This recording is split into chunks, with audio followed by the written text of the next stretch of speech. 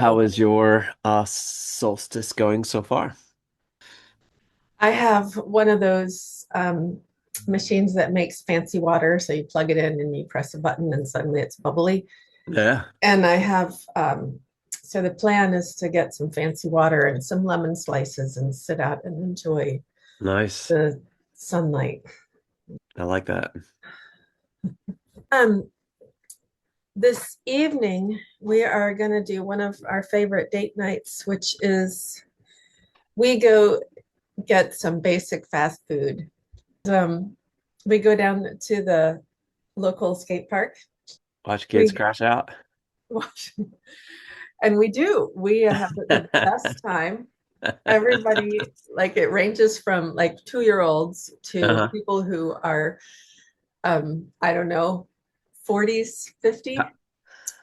That's a And it's just the best time because everybody's together, everybody's having fun. The yeah, grizzled old skaters look out for the young ones and right. the ones who are like, The young punks, yeah, the whippersnappers. the whippersnappers.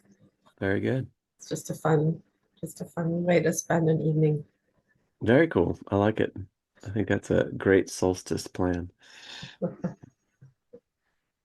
I was tended to my wild tomatoes. These are tomatoes that grew up on their own, like Mhm. had their own mind, and they've returned this year, just growing up out of rocks by a deck. So I was like plucking the leaves off, and I can see a little green there, maybe tomatoes in I think it's about a week.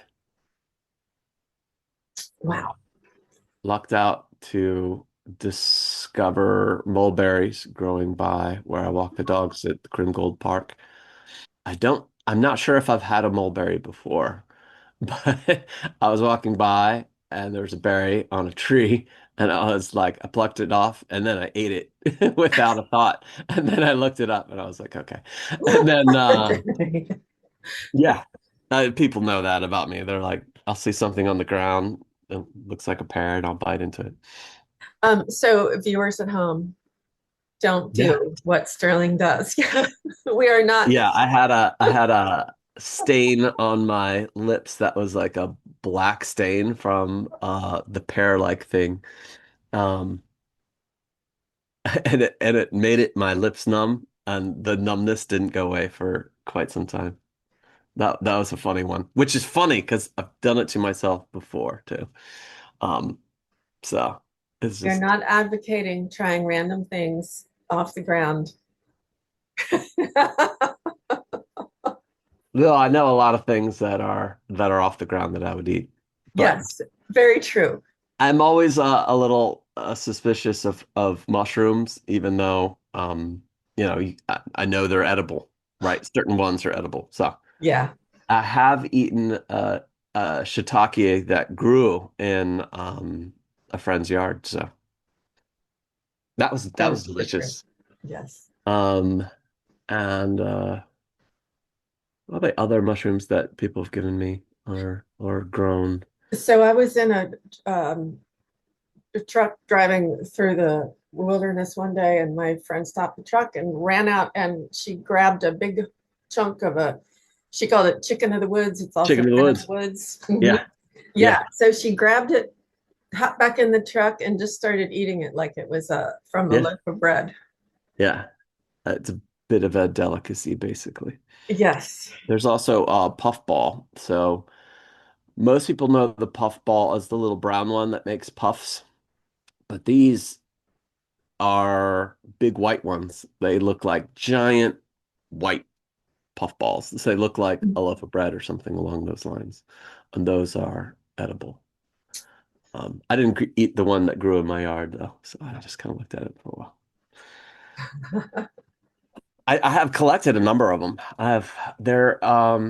There's supposedly a very rare one that grows.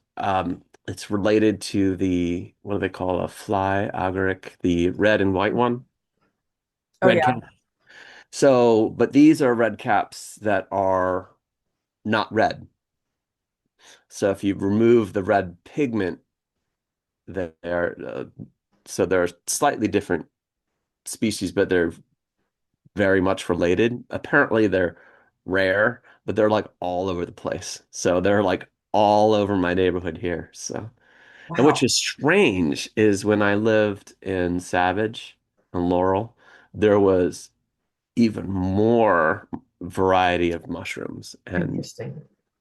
wildnesses. No, that's a bunch of townhouses and a tiny bit of woods, but there was a greater variety of strange mushrooms that grew there. But I have seen some pretty wild ones. So um, every now and then I think that it's like, a gift from nature that's meant Yep. for me. But you know, even despite my cavalier attitude and cavalier impressions, I've never like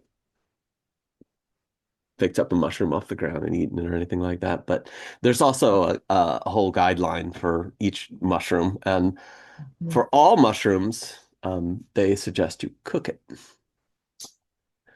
So, and various other mushrooms that have even more elaborate preparations. So, yeah, we should talk about that when we get to the winter solstice. I like it. Yes. Yes. Yeah. We'll come back to that. Yeah. Otherwise, it's a pretty good day. We're going to sort of celebrating Father's Day today, as Okay. I would normally be working tomorrow. I think I have done enough to take the day off, but I'm always like trepidatious because it's like it's a crazy week. So, I've got to make enough mystery bags and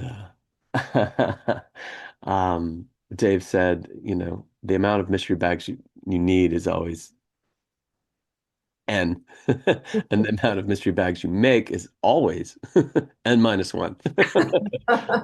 There's never enough mystery bags. So, which is fairly true, but they're pretty well stocked. So, I mean, it could be a very busy weekend, but I think I'll be okay to actually take the day off. I'll have 2 days off in a row, which always is weird and strange when that happens. So, That's fantastic, though. I hope you get some downtime. Yeah. we'll see. We'll see. We'll see. The recommendations for enjoying the summer solstice would be spend some time outdoors, get some sunshine, Mhm. although, you know yourself, some of us have to protect ourselves from the sun a little bit. The greatest benefit is probably within a 10-minute window, goes right into your eyes, right into your brain. There's a little factory in the back of your brain that makes little happiness molecules. So 10 minutes, that's all you need. Happy solstice. Happy solstice. Enjoy.